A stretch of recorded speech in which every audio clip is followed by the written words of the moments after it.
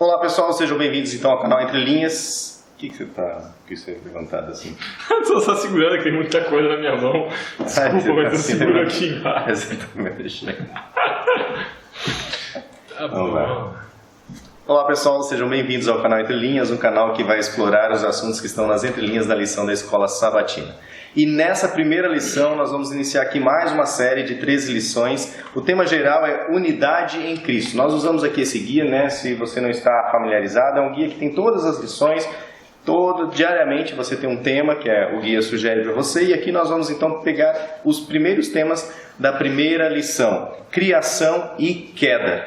Só para você ficar um pouco mais curioso aí, nós vamos explorar então as entrelinhas. Primeiro nós vamos trazer aqui o contexto do autor. A gente sempre gosta de fazer isso no início, né, de uma nova temporada. Então quem é esse autor e o que essa formação e essa experiência dele pode vir já impressa e que a gente já pode esperar aí nas nossas próximas lições. Também nós vamos falar um pouco sobre a justificativa pela fé que já aparece em Gênesis 15.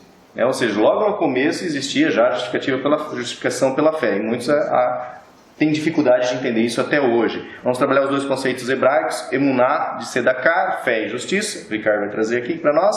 E também nós vamos trabalhar sobre a questão da criação, né? O tov e o tov meod, ou seja, era bom, mas teve um momento que foi muito bom, não foi somente bom. Fiquem ligados. Também vamos tratar aquela questão da imagem e semelhança, né? O pessoal confunde muito e tem muitas entrelinhas aí para a gente apresentar para vocês em forma de você interpretar isso. As 3 chamas do amor, segundo a língua hebraica que nós vamos apresentar. E também nós vamos ver um pouco aqui do contexto histórico, né? Lá da Mesopotâmia, lá da terra de Abraão. Vocês vão ficar bastante ligados aí em muitas entrelinhas nessa nova temporada aí da Unidade em Cristo. Então, fiquem ligados, chama a vinheta e já voltamos aqui com os comentários no nosso canal.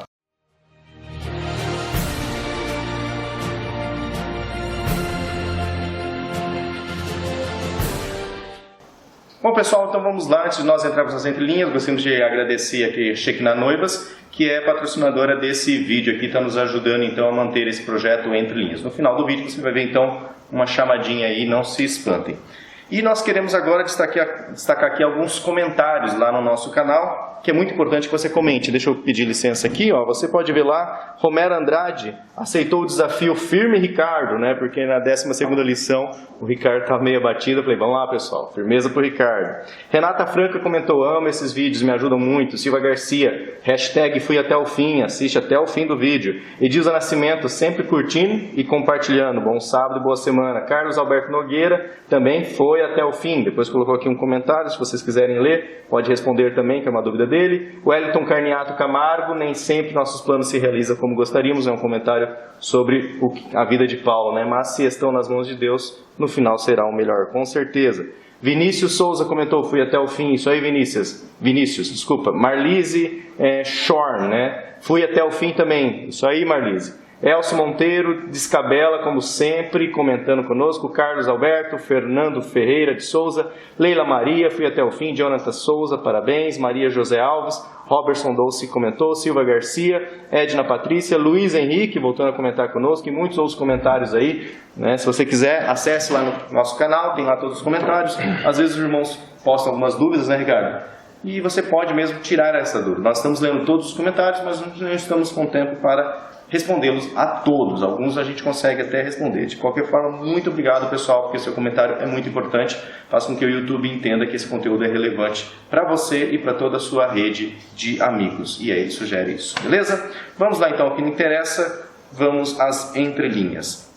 Criação e queda. Vamos então aqui já começar a explorar o verso áureo. E fiquem ligados porque tem muitas entrelinhas já logo no início. Bom, fique agora com os slides, lembrando que esses slides, né, Ricardo, estão aqui na descrição do vídeo. Nós temos o grupo do WhatsApp Família Entre Linhas 1, que é mais para troca de materiais, Famílias Entre Linhas 2, que é só tranquilo, é só para postar mesmo os vídeos do canal. E também nós temos aqui o Google Drive, onde você pode pegar esses slides e os slides das temporadas anteriores, beleza? Vamos então às entrelinhas.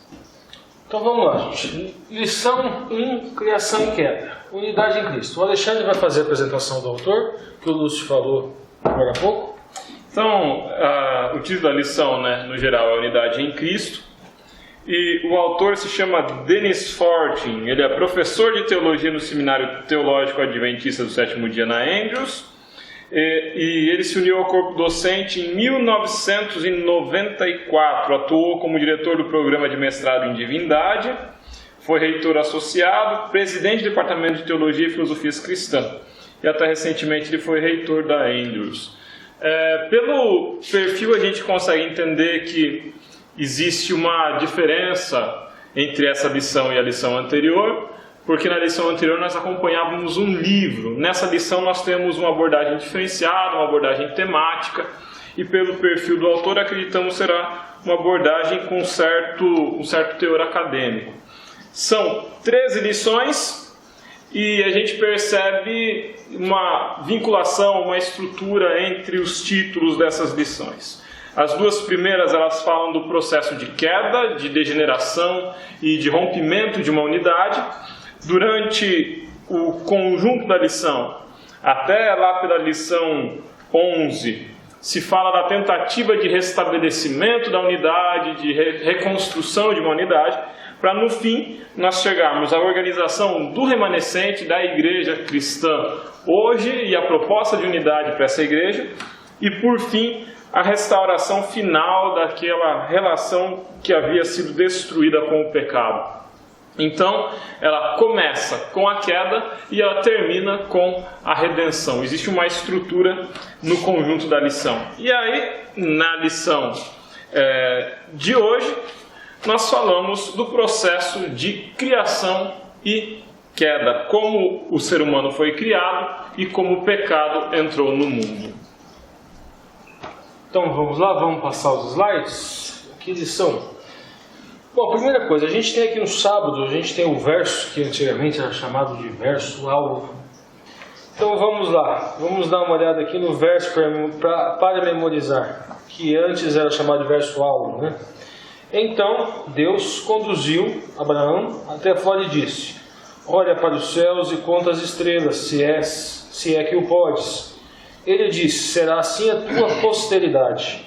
E aqui a frase interessante que nós vamos falar mais cuidado um pouco dela. E ele creu no Senhor, e isso lhe foi imputado como justiça. Nós tivemos há um tempo atrás, falamos muito sobre justificação pela fé, tivemos uma lição, um trimestre inteiro falando de Gálatas, tivemos depois mais um trimestre inteiro falando de Romanos, justificação pela fé. Mas justificação pela fé, mesmo que o binômio tenha surgido de Lutero em diante, de Lutero para frente, a realidade da justificação pela fé a gente não encontra, não começa a encontrar em Lutero, a gente encontra no apóstolo Paulo, e o apóstolo Paulo ele encontra, obviamente, interpretando aquilo que Moisés escreveu na Torá.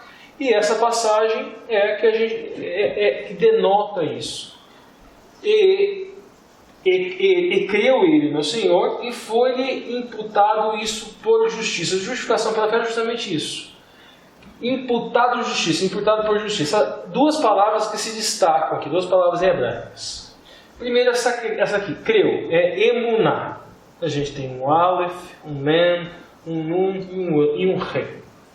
Essa palavra emuná geralmente é traduzida por fé. Só que fé, na construção do termo, dentro da nossa cultura, está muito associado com pura e simples convicção interna. Você crer no Messias. Isso até os demônios creem. Mas eles desenvolvem emuná, porque emuná é um pouco mais do que isso. Nós vamos entender aqui. Ó, peguei a palavra emuná. Aqui, eu separei aqui, ó, em hebraico, você vai ler daqui para cá. Na transliteração você lê como a gente lê normalmente. Veremi Ba-Adonai, que está o catagrama sagrado, falei Adonai no lugar. Ve'haseverha Lot Sedaká. Essa palavra aqui, ó, eu separei o elemento prefixal para trás, esse aqui é mim. É justamente esse emuná, que é a mesma raiz. Significa fé, crença, no sentido de uma convicção interna também. Firmeza significa que você está firmado, conectado com algo, no caso com o eterno. Ele creu no Senhor, ele está firme, ele está conectado. constância. Então é um ato contínuo. Então no termo também está uma coordenada de continuidade, fidelidade, lealdade, segurança, também traz também a conexão de função, cargo e honestidade. Quando a gente vai lá em Hebreus 11, eu coloquei aqui, Hebreus 11, 1. Ora, a emuná é firme fundamento das coisas que se esperam e prova das coisas que não se veem. Eu não coloquei o resto do texto aqui, mas segue, porque, dizendo o seguinte, aí vai enumerando os heróis da fé. Pela emuná, ou seja, pela fé, fulano fez isso. Pela fé, fulano fez aquilo. Por quê? Emuná é aquilo que hoje a gente utiliza o binômio de fé atuante. Não existe essa história, não precisa construir esse binômio. Isso já está dentro do conceito bíblico. Mas veja bem, então o primeiro conceito aqui, emuná. Então fé, para a gente entender melhor, é aquilo que nós chamamos de hoje em dia de fé atuante. A fé que você externaliza. Você tem a convicção interna, mas você atua de acordo com essa convicção interna, em conformidade com ela. Agora o outro ponto, tzedakah. Tzedakah, aqui geralmente em todos eles está traduzido por justiça, e em outros é traduzido por caridade, muitos não gostam disso.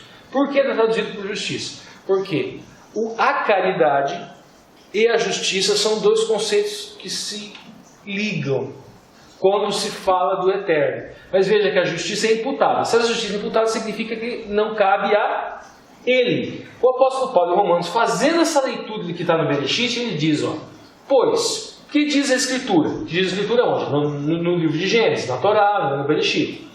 Creu Abraão, emuná, e Deus, e isso lhe foi contado ou imputado como justiça. Então, veja bem, você tem emuná, e em função da emuná e não da sua obra, é contado como se fosse ato de justiça, ato de caridade. O mandamento, a mitzvot maior, é o que? Ama a Deus sobre todas as coisas e ama o próximo como a si mesmo. Hoje nós vamos entender que quando Deus cria o homem, Ele criou o homem de uma maneira, vamos analisar esses conceitos dessa criação, que chama Yetzer HaTov, que era natural ao homem praticar esses atos de caridade, esses atos de justiça, praticar a tzedakah. Só que quando o pecado entra no mundo, isso deixa de ser natural e nós precisamos disso aqui, justiça imputada.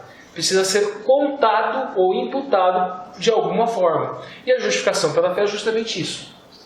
Você não precisa propriamente cumprir todos os requisitos da lei para você ser contado como justo. Você precisa ter o quê? Emuná. Emuná, fé. Em quem? No Mashiach, no Messias. Vamos lá.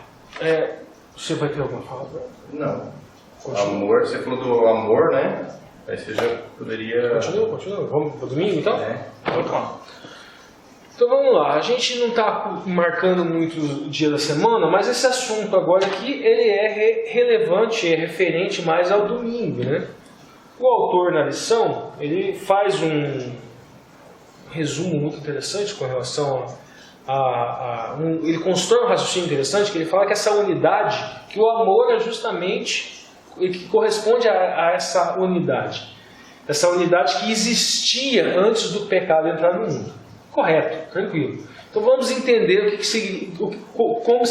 como se construiu essa unidade. E nós vamos trabalhar aqueles conceitos, o Tov Meod e coisa e tal. Vamos lá, a gente vai lá no Bereshit 1:31, Gênesis 1:31. E viu Deus tudo o que tinha feito, e eis que era muito bom, que seria o Tov Meod. Tov Meod, e foi tarde e manhã do primeiro dia. Vai o Elohim, e Rior, vai Rior. Tá, aqui veja bem. Quando, na semana da criação, durante todos os dias da semana da criação, o Eterno utiliza a expressão Tov. Mas no sexto dia, ele utiliza a expressão Tov Meod. Muito bom. Como é que foi essa formação? Estamos falando tanto da terra quanto do homem. Essa questão da formação a gente chama de Yetzer HaTov. Esse Yetzer Hatov é como Deus criou a terra e como Deus criou o homem. E essa é a chamada natureza boa, natureza do bem, uma natureza não contaminada. Essa natureza boa, quando o pecado entra no mundo, aí ela é substituída por Yetzer Hara, que é a natureza do mal. Então a gente constrói essas duas expressões, Yetzer Hatov e Yetzer Hara, que no jogo de linguagem na língua portuguesa seria a natureza carnal, vamos dizer assim, e a natureza espiritual Que Paulo usa, né? que Paulo utiliza. Isso não é uma tradução dos termos, isso é só para vocês entenderem, é o jogo de linguagem na língua portuguesa. Não tem nada a ver com a matéria e ideia de Platão. Também não. Não vamos trazer o pensamento platônico para dentro de Paulo, que vira bagunça. Exatamente. Aqui, eu coloquei aqui a expressão frisoterapia embaixo. Vayar Elohim et kal asher asa ve'hineh tov meut. Está aqui embaixo. E o hebraico lê daqui tá. Então vamos lá. O autor ele trabalha essa questão do Yetzer Hatov, dessa natureza boa, e que o que fazia tudo ser harmonizado, inclusive com relação ao casal, que isso, inclusive a gente vai ver no próximo slide que é essa noção do casal como sendo errados, como sendo um. O tema da lição da semana, o tema do trimestre é unidade em Cristo. Essa palavra errado e as suas repercussões no Velho Testamento e no Novo Testamento vai ser muito falado. Então vamos associar tudo isso, essa unidade, com o amor. Primeiro, aqui eu coloco a Shem. Coloquei aqui em hebraico, Shem Israel, Adonai Elohim, Adonai Echad. Ou seja, o Eterno é único. Para o casal também se utiliza essa expressão errada. A gente vê aqui, no Bereshit 2:24. Portanto, deixará o varão seu pai e a sua mãe e apegar-se-á à sua mulher. E serão ambos uma carne. Levassar errado. Então veja bem, nós temos a unidade do Eterno e nós temos a unidade entre homem e mulher.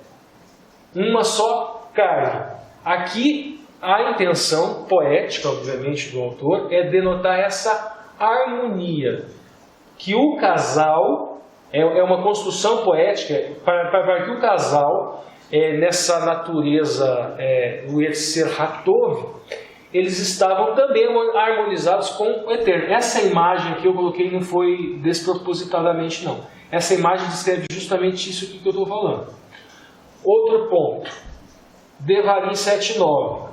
Se utiliza a expressão Rael Hané Eman, que significa Deus fiel. Essa palavra aqui, Eman, ela é irmã, vamos dizer assim, de Emuná. Então nós temos um Deus fiel e nós temos um ser humano que precisa de Emuná. Então há um vínculo. Deus é aquele que produz fidelidade. Isso. Essa unidade a gente encontra, essa unidade com o Eterno nós encontramos hoje na Emuná. Aí onde nós encontramos essa unidade com o Eterno. Agora aqui, Bazar, que é essa expressão aqui, homem e mulher é uma só carne, é carne ou também uma construção poética, a polpa da fruta. As metades da laranja pode ser usada. Pode ser usada, exatamente. E a gente tem aqui errado, pode ser pode ser alguém ou pode ser primeiro. Não tentem fazer na classe qualquer tipo de elucidação trinitariana com isso daqui, porque não dá, as expressões são ambíguas. Essa história, vamos descobrir, essa história de que Errad, ela se refere à unidade composta, e Yahid, unidade simples, e como não se utiliza o Yahid aqui, ela é inverídica. A expressão Errad, ela se aplica tanto à unidade simples como à unidade composta. A gente vê aqui, no casal, unidade composta. Só que a gente vê lá, Yom Errad, no primeiro dia da criação. A gente vê lá no livro de Daniel, utilizado para Mikael Hassarim Errad, o primeiro, unidades simples novamente. Então, essa expressão pode ser utilizada tanto para linguagem simples. Não cometa esse erro na classe de entrar nesse mérito e utilizar isso daqui não. Mas o ponto interessante, para mostrar como que essa expressão é ambígua, dela deriva dois verbos, O primeiro, ahed, que significa unir, juntar ou associar. E yehed, que significa fixar, determinar, reservar ou deixar sozinho. Novamente a gente vê os dois lados do composto e do simples aqui. Agora vamos lá para o próximo slide. A gente chega naquela questão e nós vamos ter que associar com o que a gente falou até agora, de Bereshit 1:26, Gênesis 1:26, disse Deus, façamos o homem à nossa imagem conforme a nossa semelhança. Lembremos, o casal é errado. Nós somos errados com o Eterno através da Emuná. O amor era o que tornava tudo uma coisa harmônica, tornava esse errado uma coisa única, harmônica. E a gente vê nessa passagem aqui utilizar imagem e semelhança. Ellen White, ela diz que não há mistério nisso daqui. E a gente vê aquilo que eu já falei em outros vídeos, quando o idioma casa com aquilo que ela fala sem ela citar o idioma. Ela diz que essa imagem e semelhança significa muito mais do que uma imagem e semelhança externa, e ela passa por uma imagem e semelhança no sentido interno, no sentido moral, de caráter, de comportamento. E a gente vai lá. Vai Omer Elohim, Nasser Adam, Betzelem, Kitebutemo. Essa expressão aqui, ó. Sério, eu separei os elementos aqui, o prefixal e o sufixal, porque eu separei aqui de sério. Sele significa figura, imagem, forma, semblante, ídolo ou cruz. Coloquei até a imagem da cruz aqui, interessante também. A raiz de céu significa sombra e é utilizado num jogo de linguagem lá com proteção. Veja bem, o mandamento, a mitzvot, a gente utiliza a palavra shamor ou chamar, que ela significa proteger a lei, proteger a mitzvot, proteger a Torá. Só que também significa ser protegido por ela. Então, essa imagem no sentido de mente e caráter, ela era protegida uma vez que era fácil ao ser humano obedecer às mitzvot. Era fácil ao ser humano entender e atender a Torá, as instruções. Isso que significa esse tsel. E aqui, demut, seria semelhança. Separei aqui também o elemento prefixal e o sufixal. Demut significa aparência, imagem, figura, vulta. A raiz, ela vem de den, que significa sangue. Por que sangue? Os familiares, eles têm... era muito comum se atribuir a uma pessoa características da família. Então, uma pessoa cometia um mal feito, ela sujava o nome da família inteira. Por quê? Se entendia que aquela família teria aquela mesma característica de caráter. Então, essa expressão aqui, demut, que vem dessa raiz den, significa o quê? Que o homem, com Yetzer Hatov, era da linhagem daquele ser. É interessante quando no Gênesis vai falar das grandes famílias, né, na origem dos povos, aí fala, e fulano de tal que deu origem aos que habitam em tenda, e fulano de tal que deu origem aos que similares. Moram em cidade, Exatamente. e fulano de tal que deu origem aos que tocam harpa. Então, esse aspecto Exatamente. de pertencimento à família. Para a gente concluir, a gente vai falar a questão do amor aqui. São 3 palavras, na verdade tem mais palavras, né? Até Hesed, que é traduzida, às vezes é traduzida por graça, também ela pode ser traduzida por amor. Mas basicamente se fala das 3 chamas do amor, e a gente encontra isso no Cantares de Salomão, a gente encontra essa análise. Hayah seria uma expressão para amor no sentido de um amor fraternal, uma amizade, vamos dizer assim. E Ahavá seria o mesmo ágape do grego, seria aquele amor sublime, aquele amor de Deus para com o homem, aquele amor incondicional, aquele amor que não espera nada em troca. E o Dod seria o Eros do grego, que seria aquele amor sexual. Não se fala que são 3 tipos de amor diferente, como geralmente se fala do grego, né? Que fala que ágape é um tipo de amor, pragma é um outro tipo de amor, e filha seria um outro tipo de amor. Não, aqui se fala em 3 chamas, como se uma completasse a outra. E na poesia do livro de Cantares, nós já explicamos aqui, já falamos aqui que na verdade é um livro... de fato, era Salomão escrevendo para a Sulamita, mas Salomão é arquétipo do noivo, que é o Messias, e a Sulamita é arquétipo de Israel, que era a igreja, que era a esposa, né?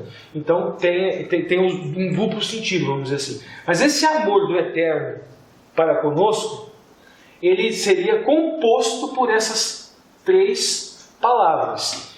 dentro da pedagogia bíblica, nós vamos falar no último slide, nós vamos falar sobre essa questão do esposo e da esposa, quando nós vamos falar no povo escolhido por Deus, no povo kadosh, no povo santo. Mas este elemento é o que dá a unidade ao esposo, que é o eterno, e o seu povo, que são aqueles que têm emuná no Messias. Lúcio, volta. Tcharam! Bom, vocês perceberam que até agora, né, o Ricardo falou daquilo que une o homem a Deus. Mas nós vamos ver agora, principalmente passando aqui para a segunda-feira, as consequências da queda. E a gente vai observar, a gente estava discutindo isso aqui atrás das câmeras, preparando a lição, que durante todo esse trimestre nós vamos ter um momento de união, homem-Deus, aí vem alguma coisa, separa, aí depois o homem se une novamente, aí vem Deus, separa, então a gente vai observar isso até que vem o Messias, e aí há uma união eterna. E uma união escatológica, né? Exato, que está profetizado. Mas vamos lá então. Sobre essa questão da consequência da queda, né, a linha da lição vem trazendo sobre como que se comportou o casal diante do que eles tinham feito, como Deus se comportou. Mas o que o Alexandre quer falar aqui, eu acho que é sobre o comportamento, na verdade, de Deus. Quem busca quem? Primeiro sobre a queda e depois a gente chega no comportamento de Deus, né?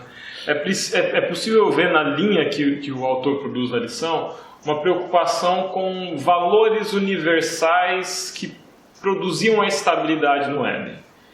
E existia um valor, que é esse que o Ricardo falou, que era o amor. O valor que produzia o vínculo entre Adão e Eva, o valor que produzia o vínculo entre o homem e Deus, e esse valor era o amor. E aí a gente entende o amor aqui como algo que transcende sentimento, como algo que vai muito além de uma impressão subjetiva, mas como algo que é simultaneamente fato, sensação, postura e pessoa. A pessoa do amor é Deus, e aquilo que trazia harmonia e equilíbrio para o Éden era Deus. Mas houve a queda, houve um rompimento de uma relação fracassou a partir da ação humana e não da ação divina. Então é importante a gente ter claro que quem rompe a relação com Deus não é Deus que se afasta do homem. É o homem que produz o rompimento com Deus. Usando sua escolha. Sim. Deus, ele permanece amando o homem, porque Deus é amor. Então, da parte de Deus, o amor estava sempre presente. Mas o homem falhou, o homem se afastou de Deus. E aí nós temos uma série de cenas que eu considero muito bonitas e tristes simultaneamente. Que é Deus procurando o homem. Deus procura o homem no Éden, e aí se a gente vai para o livro de Gênesis, nós vemos lá Deus perguntando e procurando aonde está Adão. E aí Adão e Eva, escondidos, eles falam que tiveram vergonha e que estavam nus. Deus provê para eles a veste. Mas não vamos entrar nesse assunto ainda. Nós seguimos mais para frente e aí nós temos Deus procurando Caim e Abel. E Deus pede de Caim e Abel oferta. Caim oferece a oferta que ele queria oferecer. Abel oferece a oferta que Deus havia reclamado. E aí, por fim, Caim assassina Abel. Mais uma vez, o amor ele é abandonado, os laços que uniriam os irmãos são quebrados, são rompidos, e nós temos um afastamento dramático de Caim em relação a Deus e em relação à sua família. Mais uma vez, Deus procura Caim. E Deus está o tempo inteiro perguntando: aonde você está? O que você fez? Aonde está seu irmão? Essas perguntas de Deus eu não leio elas como falta de consciência de Deus. Eu vejo com um sentido duplo. Elas podem ser perguntas que davam a oportunidade do arrependimento e da confissão. Então, olha, Senhor, eu falhei. Então Deus pergunta: onde você está? Aonde está o seu irmão? O que você fez? Então, era uma oportunidade de arrependimento. Mas tem um segundo aspecto também. Era produzir reflexão. Adão, olha onde você está. Olha onde você chegou. Caim, aonde está seu irmão? Olha o que você fez com o seu irmão. Então produz tanto a oportunidade de reflexão quanto a oportunidade de confissão. Se nós seguimos mais na história, nós temos mais pra frente Deus procurando Abraão. Não vou chegar a entrar no aspecto de Deus procurando Abraão. Mas se nós vemos nas 3 histórias, em todas elas, Deus procura Noé. Deus procura o tempo inteiro. Eu quero trazer aqui um autor que se chama Abraham Joshua Heschel. O pessoal do WhatsApp, eu de repente mande o livro do Heschel para vocês. O nome do livro é God in Search of Man. Deus à procura do homem. E é um livro belíssimo. Infelizmente eu só tenho ele em inglês. Mas o que é o aspecto mais imediato desse livro para nós nesse momento? Heschel ele apresenta um Deus que toma a iniciativa da busca. E esse Deus não é Heschel quem apresenta, mas é fundamentado na narrativa bíblica. O Deus da Bíblia, ele não é um Deus que espera ser encontrado. A gente vai ver mais para frente as divindades sumérias, as divindades mesopotâmicas eram divindades que queriam ser adoradas, elas aguardavam a adoração. O Deus verdadeiro, o Deus da Bíblia, ele é um Deus que se move, é um Deus que se dispõe a buscar. Ele é um Deus que quer se revelar. Ele busca Adão, ele busca Caim, ele busca Noé, ele busca Abraão. Ele está o tempo inteiro buscando. E se a gente vê a narrativa bíblica inteira, é a narrativa de Deus buscando. A gente fala às vezes assim, eu estava procurando Deus em tal caminho, eu estava procurando Deus em tal igreja. A gente não procura Deus. Deus se revela para nós. Porque Deus não é um objeto estático que está em algum lugar e que a gente vai lá adorar como uma pedra. Deus é um ser consciente, Deus é um ser atuante e Deus é um Deus que quer se revelar a nós. Então, o primeiro aspecto que Heschel traz e que eu considero belíssimo é a gente ter a dimensão de que Deus é a parte mais implicada na nossa salvação. Que Deus nos busca e que se a gente se arrepende, confessa o pecado e encontra a salvação, não é por iniciativa própria, é porque Deus deu o primeiro passo, nos buscou, nos encontrou e nos redimiu.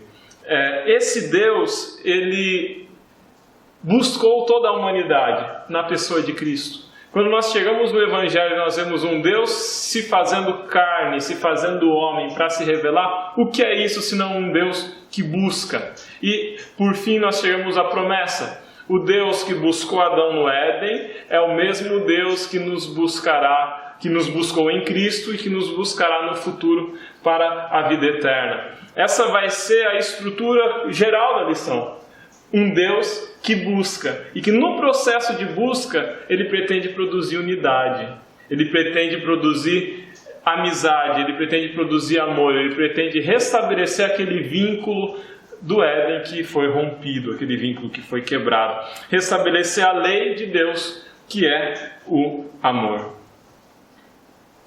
Bom, vocês viram aqui que, ou seja, há uma separação. Mas parece que houve um momento na história em que os homens estavam bastante próximos um do outro, bastante unidos, inclusive com propósito. Um propósito único, claro, objetivo e preciso. E aí parece que, então, unidos em Cristo, mas eles não estavam unidos em Cristo. Eles estavam unidos, né, Ricardo?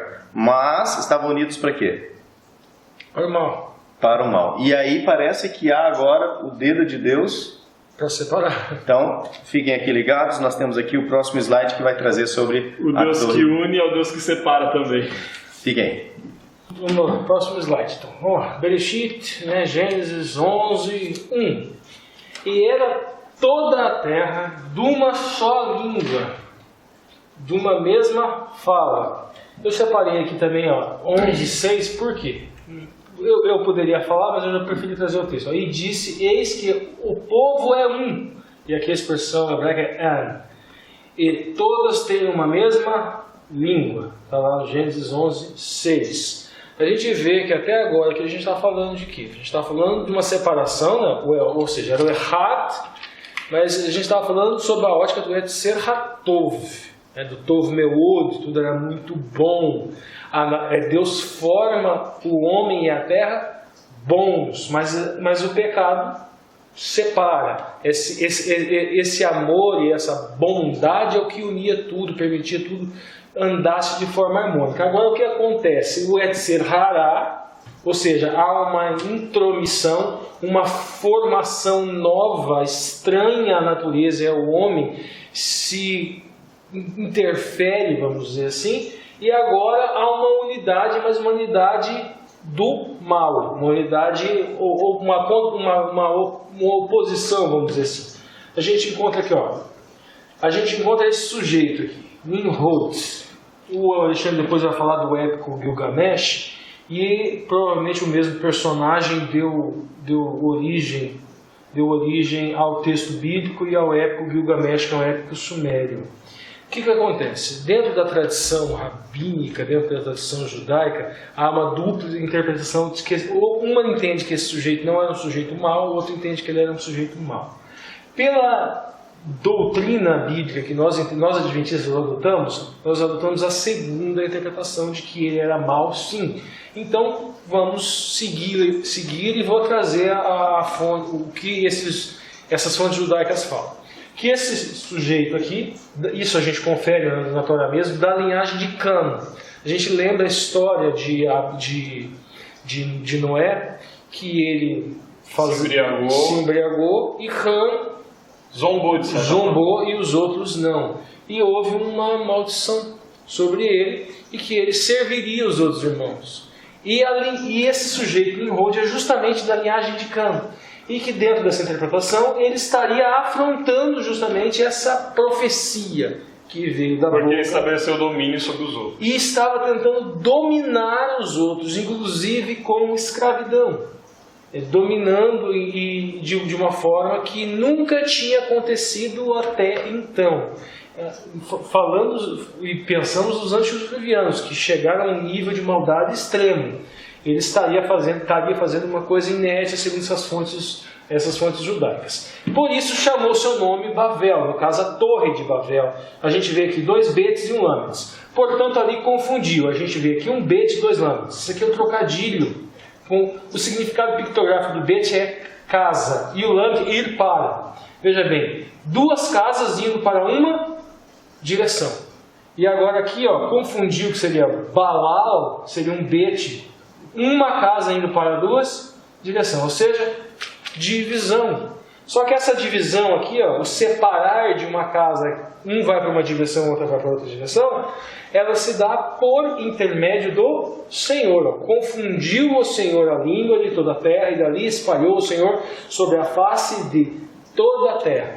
Essa divisão feita uma única casa foi para conter a maldade, foi para conter o paganismo, para conter o mal. Provavelmente, se não tivesse sido feito isso, especulação, mas uma especulação tem uma base bíblica, óbvio, o nível de maldade que estaria ali poucos séculos após superaria os antediluvianos. Então veja bem que essa separação foi uma separação por amor, diferente do que foi lá atrás, consequência do pecado. Deus reúne famílias e acaba com quadrilhas. Isso é um bom trocadilho. Lúcio. E eu volto aqui, né? E eles não quiseram entrar nas discussões, né, da influência da língua na montagem dos pensamentos. Vamos ter que falar da teoria da gramática relativa.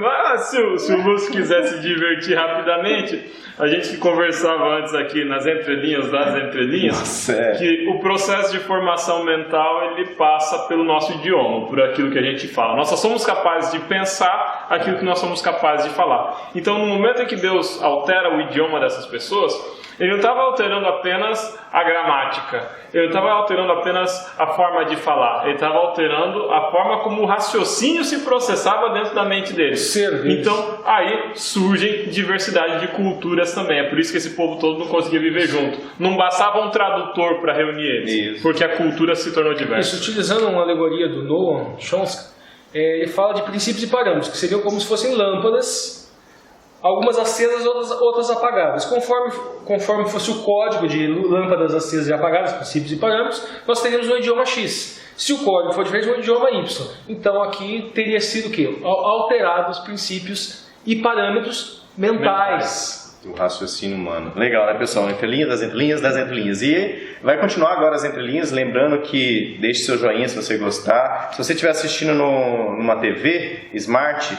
tem lá opções. Se estiver no celular, é só virar aqui, ó, tem gostei. E aí você consegue curtir, deixar sua curtida, isso é muito importante para o canal. Se você não é inscrito, está gostando do conteúdo, se inscreva aqui também, isso é muito importante. Você vai ser alertado dos próximos conteúdos, dos próximos vídeos, principalmente porque nós estamos iniciando uma nova temporada, que você acompanha os 13 vídeos dessa temporada. Bom, avançando um pouco então na linha da lição, traz aqui sobre Abraão, pai do povo de Deus, o tema de quarta-feira.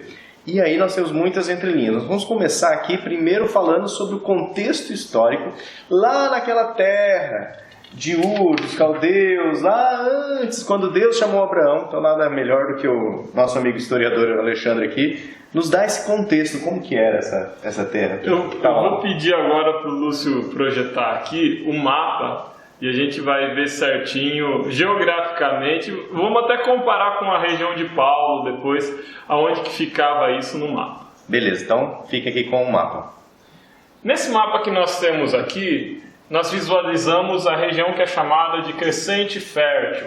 Esse aqui é considerado o berço da civilização no mundo. Nós temos 4 grandes rios, 4 rios importantes no Crescente Fértil, que são o rio Nilo, onde fica o Egito, o rio Tigre e o rio Eufrates, que compõem a região da Mesopotâmia, e o rio Jordão, que não aparece aqui, mas fica inteirando o Crescente Fértil, onde é hoje a Palestina e Israel.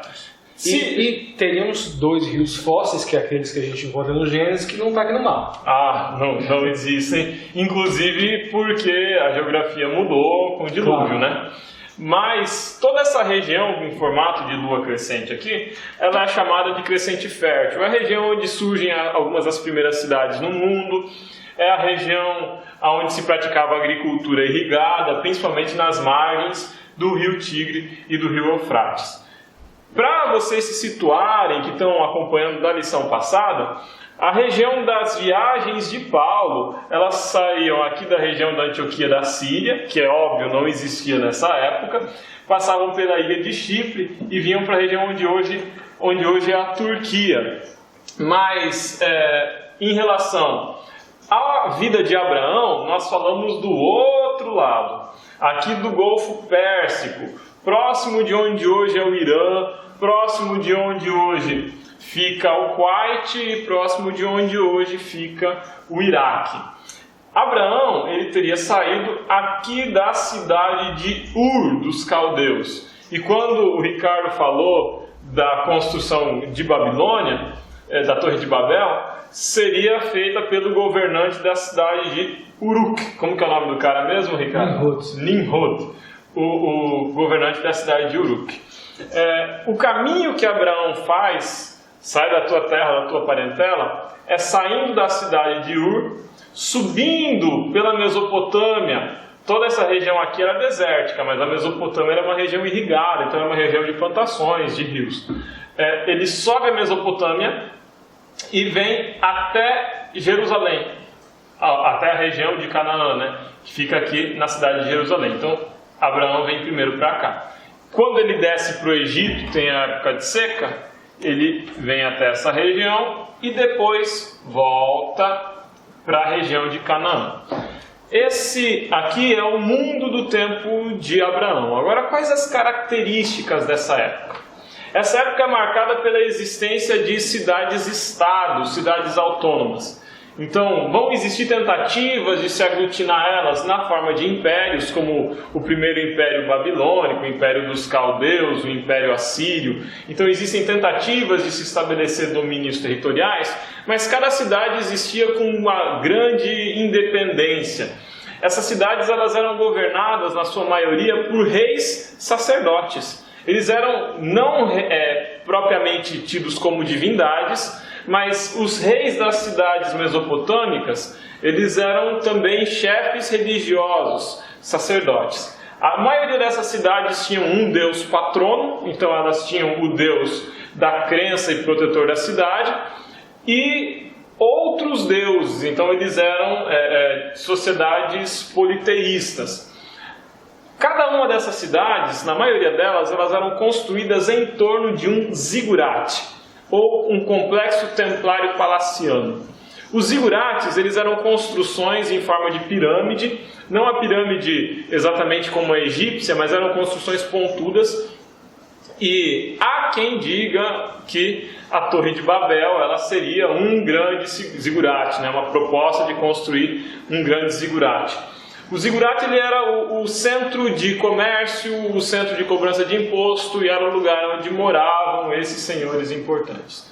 Ainda sobre a cultura da região, existe um conto tradicional de redação tão antiga quanto a Bíblia, que são as Crônicas de Gilgamesh. Alguns historiadores dizem anterior, inclusive, à redação da Bíblia por Moisés.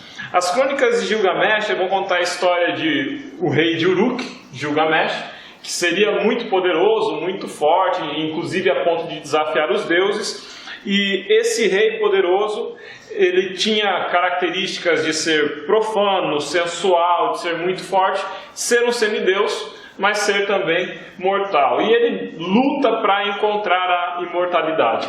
Os deuses seguem tentando matar Gilgamesh. Na busca pela imortalidade, acontece muita coisa com Gilgamesh. Uma das coisas que acontece com ele encontra um cidadão chamado Utnapishtim. E esse cidadão, ele conta para Gilgamesh que sobreviveu a um dilúvio do qual ele se salvou por orientação dos deuses, construiu um barco, colocou casais de animais dentro do barco para se repovoar. Então a gente percebe na crônica de Gilgamesh, em especial na história de Utnapishtim, que, não sei se é essa a pronúncia, tá? Que existe um ambiente cultural comum entre os hebreus e os sumérios na crença da existência de um grande dilúvio que destrói espécies. Então a história de Noé ela era conhecida ainda. Inclusive Gilgamesh, a busca dele pela imortalidade é a busca da árvore da vida. A busca da árvore da vida, sim. Inclusive quando ele vai encontrar essa árvore da vida, né, ele vai encontrar debaixo das águas. E há um guardião protetor com espadas que impede ele de comer da árvore da vida. É interessante, o Gilgamesh ele busca a imortalidade, essa árvore da vida em tese está embaixo d'água, tem tudo a ver com o ambiente pós-diluviano, né? Não significa que existia efetivamente essa árvore mais. Parece uma história mal contada. A gente acredita que a árvore foi tirada da terra junto com o jardim, mas a lenda ficou, se misturou e se produziu um mito com uma fundação na história de Noé. A história é muito similar. A história é muito similar. Outro aspecto interessante, na busca pela árvore da vida, ele é enganado pela serpente. Mais uma vez a referência agora a Satanás e ao casal no Éden. E apesar de Gilgamesh não encontrar a imortalidade, ele acaba encontrando a sabedoria, ou o conhecimento do bem e do mal. Então nós percebemos que existe um ambiente cultural comum entre hebreus e sumérios. E é daqui que sai Abraão. Abraão sai da região de Ur, uma dessas cidades, estado comandada por um rei sacerdote também. Ele caminha por toda a Mesopotâmia, sai desse ambiente cultural mesopotâmico e vem parar aqui na região de Canaã, aonde a gente já falou sobre isso, o Ricardo já falou sobre isso antes, muito provavelmente Sem era o rei sacerdote da cidade de Jerusalém, ou de Salém, né? Bom, vamos lá, o Alexandre falou essa questão histórica e geográfica, agora vamos trabalhar um pouco a questão etimológica do Shem, que é nome em hebraico, que nome para eles não é só nome, sempre tem algo mais envolvido. Nós vamos falar no nome do Eterno, né? No Hashem, ou nome, e vamos falar no porquê da mudança do nome, a relação com o tetragrama sagrado. Vamos no próximo slide. Então, a gente chega aqui em Bereshit 12:3, Gênesis 12:3. E abençoarei. A gente estava falando daquela. Agora aqui a gente vê aquela. Ele se separou lá com Bavel. E agora aqui ele vai unir de novo. Veja bem. E abençoarei os que te abençoarem, amaldiçoarei os que te amaldiçoarem. Em ti serão benditas todas as famílias na terra. Nós vemos aquela unidade novamente. A gente tem aqui uma questão interessante. Que aqui eu separei. Segue da mesma maneira. Do hebraico você vai ler daqui para cá, se você quiser, quem vai usar o slide. Tá, mas vamos lá. A questão dos nomes. Aqui a gente tem a tetragrama sagrado. Yud, Re, Vav, Re, Yahweh. O significado é Erre, Esher, Re. O Alexandre falou de um Deus que atua nesse resgate. Erre, Esher, Re é uma expressão de difícil tradução. Alguns traduzem: eu sou o que eu serei o que eu serei, eu sou o que sou. A gente vê uma confusão assim, de coordenadas com relação ao tempo, mas a gente vê algo que é pacífico, que é ação. Esse Ud aqui, o código criptográfico, é justamente uma mão.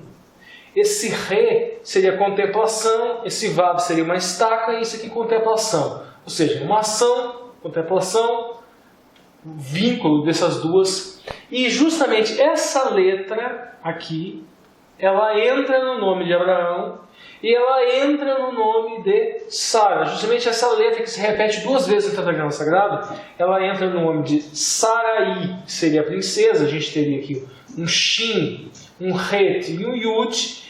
E você insere o Re, daí fica Sará, que significa mãe das nações. Primeiro princesa, tira essa letra do tetragrama, coloca, vira mãe de nações. Veja a associação de uma letra do tetragrama com o nome dela. Agora, Abrão significa pai exaltado. Seria um Aleph, um Bet, um Resh e um Men. Se introduz essa letra do tetragrama aqui, que é o Re, e fica pai de nações. Quem é messiânico já fica fácil, veja, justamente a letra do tetragrama sagrado, inserido tanto no nome do homem, da mulher, quanto no nome do homem, faz o quê? Faz que o significado do nome seja transformado, seja agregado a esse nome, nações. Justamente essa unidade que se resgata aqui. Da linhagem de Abraão, nós temos Isaac, nós temos Ismael. Isaac deu origem aos ismaelitas.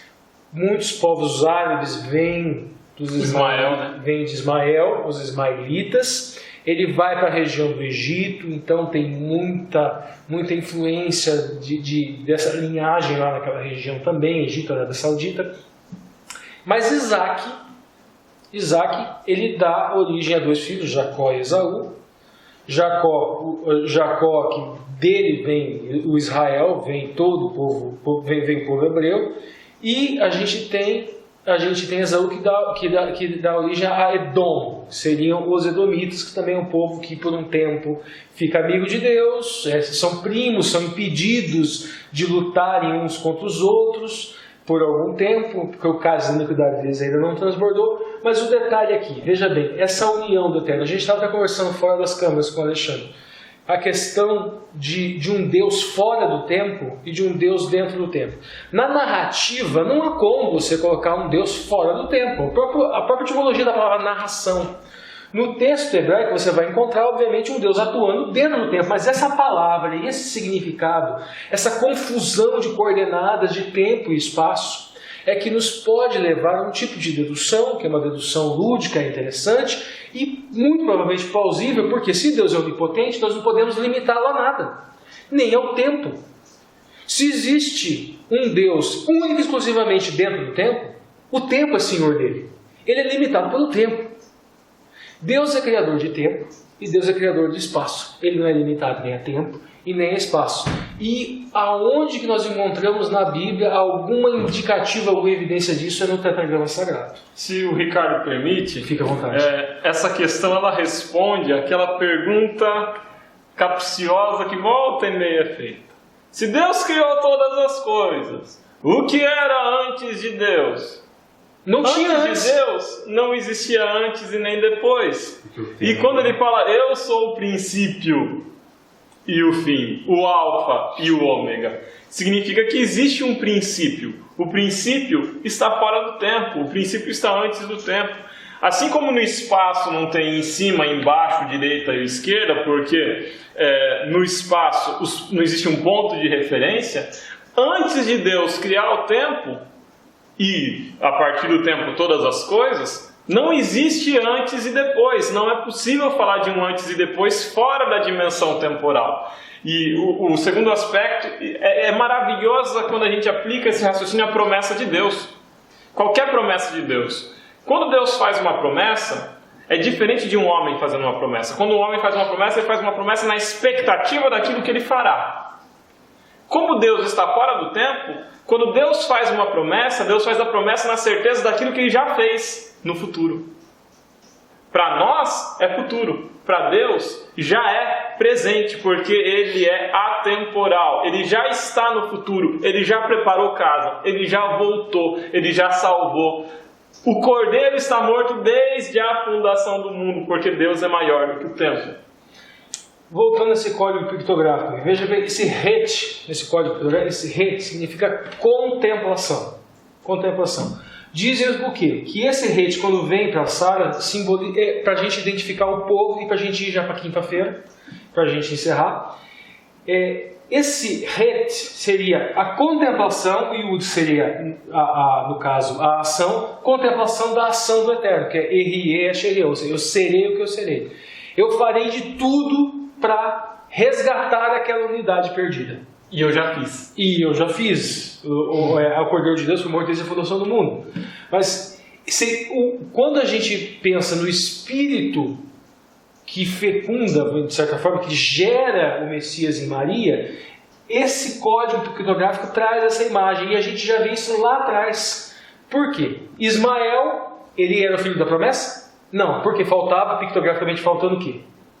O rei vindo do Eterno. Faltava o poder vindo do Eterno. Aquilo foi de mãos humanas. E o povo, que nós vamos ver agora no último slide, que é no caso a lição de quinta-feira, esse povo, nós vamos entender, Devarim 7,6. Porque povo santo és ao Senhor teu Deus. O Senhor teu Deus te escolheu, te elegeu, para que lhe fosses o povo próprio de todos os povos sobre a terra. A expressão aqui, povo santo, kadosh. Kadosh, ser santos, santificar, consagrar, bem dizer, desposar. Essa expressão santo também significa desposar, casar-se ou dedicar-se. É justamente a segunda fase do casamento judaico. A gente já falou sobre isso. Pictograficamente também, essas duas letras aqui, a primeira letra do alfabeto hebraico, o Aleph, representa poder, é um boi, mas ele também é espírito, vamos supor, do ponto de vista escatológico, é um noivo. E o Tzade significa a esposa, a noiva. Esse povo, no sentido de desposar, dentro daquela pedagogia bíblica, para a gente entender melhor esse contexto bíblico, o Eterno escolheu um povo que é santo. Mas, primeiro ponto, por que ele é santo, santificado? Porque nele habita a santidade. Nós temos a Shekinah, inclusive que o Lúcio vai falar, ou seja, a habitação do Eterno dentro do Mishkan, dentro do tabernáculo. E nós também vemos dentro desse povo judeu saindo aquele que é santo, no sentido pleno e perfeito, que é o Messias. Então, nesse sentido, é que eles são santos. Desse povo vem o santo dos santos, o santo dos santos no sentido do compartimento do templo, e o santo dos santos no sentido de o primogênito dos mortos, o Messias, o seu Cordeiro de Deus, a encarnação do amor, a encarnação da divindade, o Erie, ou seja, a atuação divina no sentido de plena salvação que se manifesta nele, e desposar. Esse povo é o povo escolhido nessa pedagogia para ser a esposa. Só que o apóstolo Paulo nos ensina, nós já estudamos isso muito, que essa esposa, que essa Israel, é quem? É aquele que teve justiça imputada.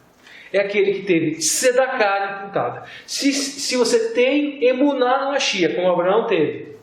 Abraão teve emuná no Senhor, teve emuná em Yahweh. E veio aquela letra, e introduziu aquela letra no seu nome. E a Sara também. E daí cumpre-se a promessa com o poder do Eterno. E essa promessa é o próprio Messias, é o próprio Redentor. E nós contemplamos o Redentor como é o significado da letra Resh. Nós desenvolvemos a emuná do Eterno, nós fazemos parte dessa noiva, dessa esposa. Não é algo genético. O apóstolo Paulo já ensinou que quem não tem o judeu, o hebreu de nascimento, que não tem emuná no Mashiach, não é Israel de verdade, não é hebreu de verdade. E o Lúcio volta. Volta. Pessoal, quantas entrelinhas, hein? Essa série começou cheio de entrelinhas e eu espero que vocês estejam animados, assim como nós estamos animados aqui. Vai ser uma lição temática, né? Agora não mais a história das viagens de Paulo, uma sequência de um livro. Teremos vários temas aqui, mas vai tratar geralmente essa questão da união, fatores que desunem, fatores que unem aí o povo de Deus em toda essa introdução aí que nos foi dada nessa primeira lição. Pessoal, mais uma vez, se você ainda não deu seu joinha, é muito importante, dê agora se você chegou até aqui, hashtag fui até o fim, né? E também, se você não é inscrito, se inscreva e comente aqui, deixe suas dúvidas, seus acréscimos, né? Sempre tem uns irmãos que colocam, às vezes, o ponto de vista deles, alguns comentários, alguns adendos aí. Então faça isso, fique à vontade. Lembrando que se você tiver no Smart TV, vai lá, ok, opções e tem lá curtir, ok? Lembrando também que esse vídeo, né, nós estamos recebendo um apoio aqui do Shekinah Noivas, que é um patrocinador aí nosso aqui, e que vocês vão ver daqui a pouco só um videozinho aí para o feedback, né, já que estamos ajudando aqui com esse ministério. Beleza, pessoal? Então nos vemos agora na próxima lição, a segunda lição desse trimestre, causas da desunião. Beleza? Então, até lá, não esqueça, compartilhem também com seus amigos no WhatsApp. Tchau, tchau.